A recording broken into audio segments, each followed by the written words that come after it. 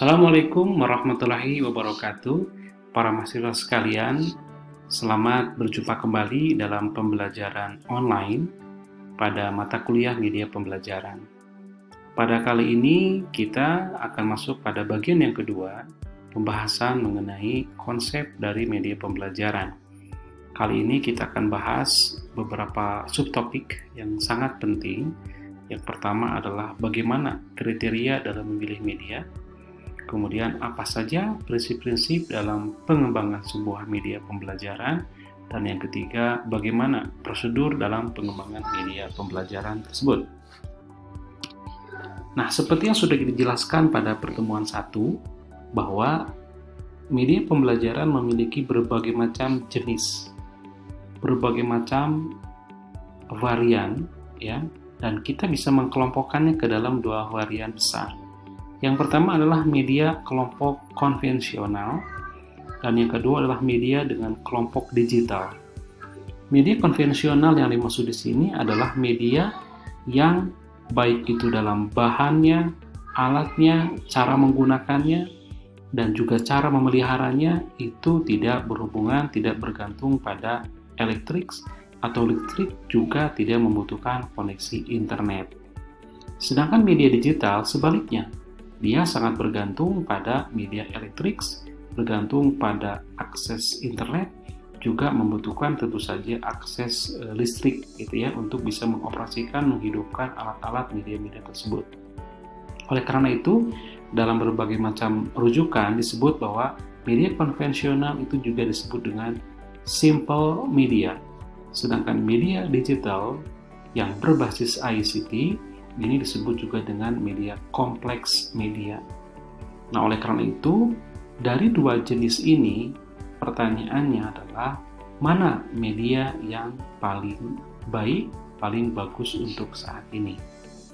Nah, kalau kita bertanya seperti itu, ini yang barangkali perlu Anda ketahui, bahwa dalam perspektif teori media pembelajaran, kalau ada pertanyaan media mana yang paling baik, paling sempurna untuk saat ini, apalagi sekarang di era teknologi informasi dan komunikasi, sesungguhnya jawabannya adalah tidak ada media yang paling sempurna, tidak ada media yang paling perfect, tidak ada media yang paling bisa memenuhi segala macam kebutuhan belajar kita. Jadi nanti pada akhirnya media yang baik itu sangat bergantung pada beberapa kriteria yang juga sangat perlu kita perhatikan. Ada 4 kriteria, ada 4 aspek yang harus kita perhatikan. Yang pertama adalah lihat karakteristik dari siswa kita. Jadi dalam proses bagaimana memilih, bagaimana kita mengembangkan media, lihat siswanya, lihat end usernya. Bagaimana kondisi mereka? Kita lihat dari karakteristik usianya, berapa tahun mereka itu. Bagaimana kemampuan awalnya, entering behaviors levelnya itu seperti apa. Contoh, kalau kita misalnya akan membuat media untuk anak-anak TK, tentu akan sangat beda dengan untuk anak-anak SD, apalagi untuk anak-anak SMA, apalagi untuk orang dewasa. Jadi karakteristik anak sangat perlu kita perhatikan, atau karakteristik dari pengguna. Ya, itu yang pertama. Yang kedua adalah lihat dari karakteristik tujuan pembelajarannya. Tujuan pembelajaran itu memiliki tipikal, apakah tujuannya mengarah pada pencapaian kognitif, apakah tujuannya mencapai pada kriteria skill atau keterampilan praktis, atau tujuannya itu untuk mencapai hal-hal yang sifatnya afektif atau sikap atau spirit atau mental dan seterusnya. Maka nanti medianya juga akan menentukan, akan menyesuaikan dengan karakteristik tujuan yang kita harapkan tadi.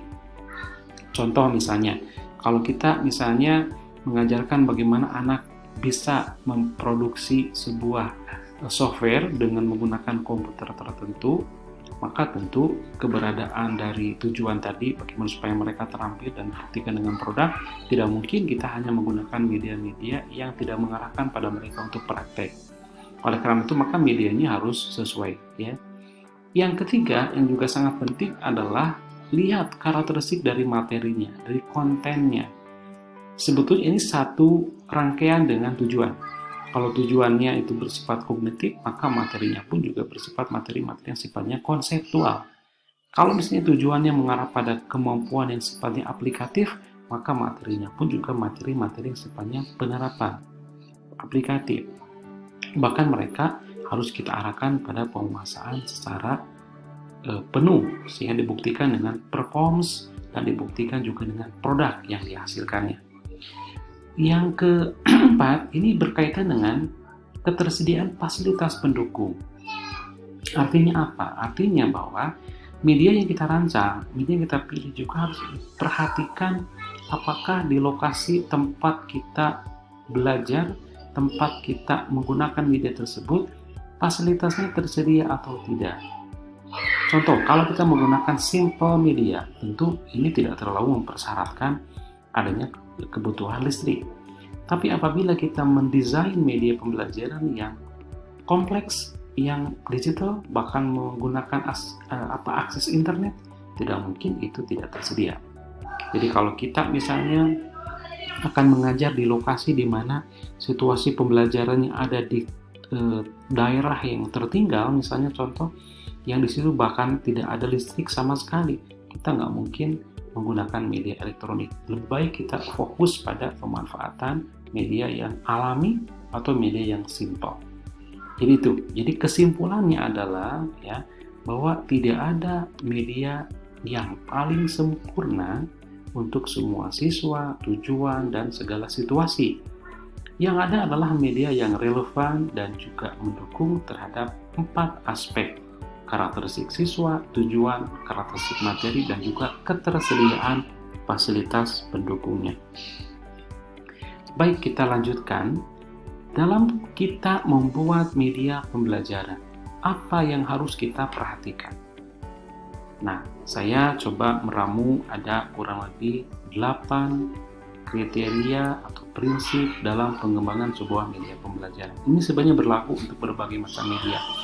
Saya tidak bicara di salah satu jenis media saja, tapi ini berlaku universal, berlaku umum kepada berbagai macam jenis media yang ada. Yang pertama, media harus aktif. Artinya, sedapat mungkin media bisa melibatkan siswa secara mental, secara fisik maupun interaktif.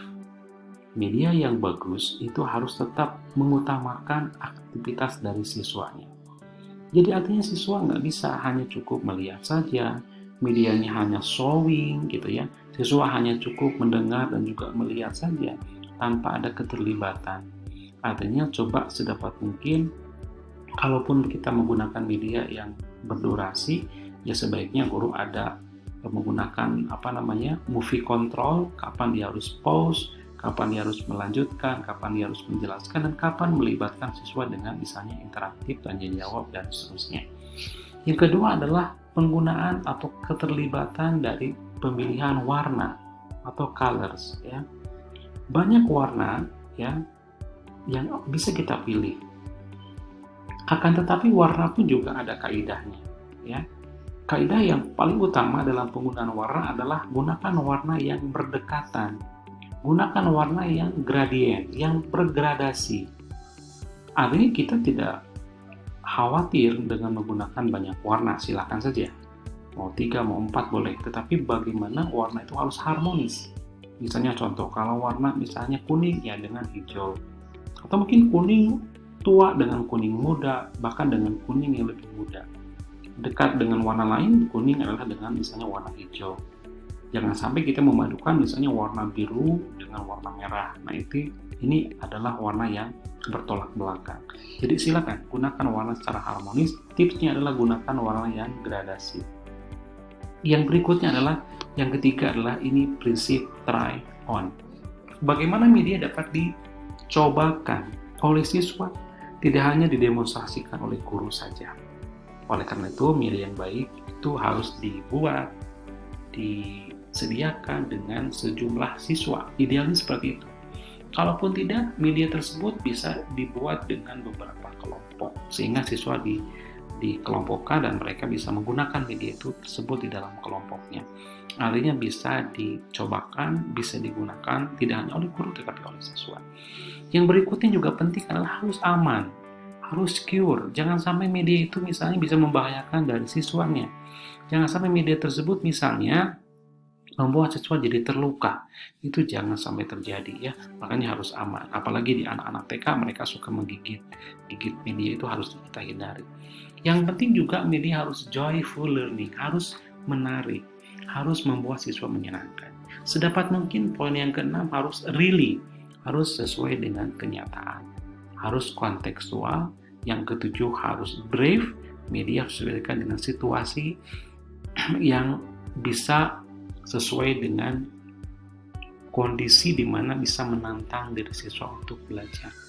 Dan yang terakhir, media harus simple. Semakin simple, semakin memberikan kesan yang menarik, mudah buat diri siswanya. Baik, itu ada 8 prinsip dalam penggunaan maupun dalam pemilihan, bahkan dalam memproduksi media pembelajaran.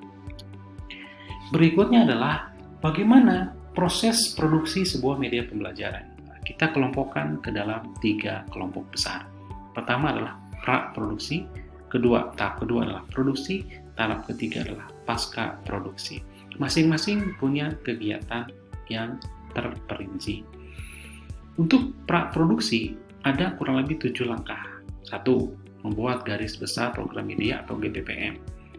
Bagaimana kita juga harus membuat sinopsis, membuat treatment, membuat skrip atau naskah atau skenario, kemudian membuat shooting script dan juga membuat flowchart, termasuk juga membuat storyboard.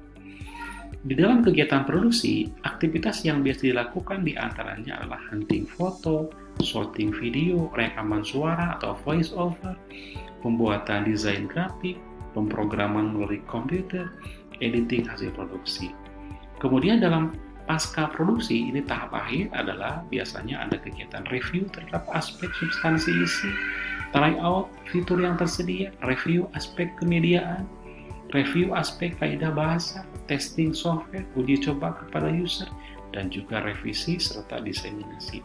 Ini berlaku untuk semua media, tetapi nanti pada praktek bagaimana kita menyusun media itu sangat bergantung pada jenis medianya. Saya ambil contoh, kalau misalnya kita memproduksi media video, maka tahap ini juga berlaku, pra-produksi, produksi, dan juga pasca produksi. Tetapi yang membedakannya adalah masing-masing sub dari tahapannya. Misalnya, kalau untuk dalam pembuatan video, pra-produksinya cukup dengan kita membuat GBPM, kita membuat sinopsis, kita membuat treatment, kita membuat skrip, dan juga shooting script. Pada kegiatan produksi biasanya dilakukan dengan hunting foto, shooting video, rekaman suara, kemudian membuat visual effect dan juga editing hasil produksi. Sedangkan dalam pasca produksi yang dilakukan kita adalah review aspek substansi isi, review aspek kemediaan, review aspek terhadap kaidah bahasa, uji coba kepada user, dan juga revisi media dan diseminasi. Jadi sekali lagi, pembuatan media, produksi pembuatan media sangat bergantung dari jenis media itu sendiri. Tapi tetap polanya ada 3. Pra-produksi, produksi, dan pasca produksi. Baik, sebetulnya masing-masing akan kita uraikan secara detail ya, bagaimana cara membuat GBPM, bagaimana cara shooting, hunting, dan seterusnya. Untuk kali ini kita cukupkan sekian. Pada pertemuan berikutnya kita akan bahas uraian dari masing-masing tersebut. Silakan, selamat mencoba, selamat menyimak. Mudah-mudahan Anda bisa tetap semangat untuk terus belajar, untuk menjadikan diri Anda punya capacity yang sangat kompeten kaitan dengan penguasaan media pembelajaran. Sekali lagi selamat belajar. Assalamualaikum warahmatullahi wabarakatuh.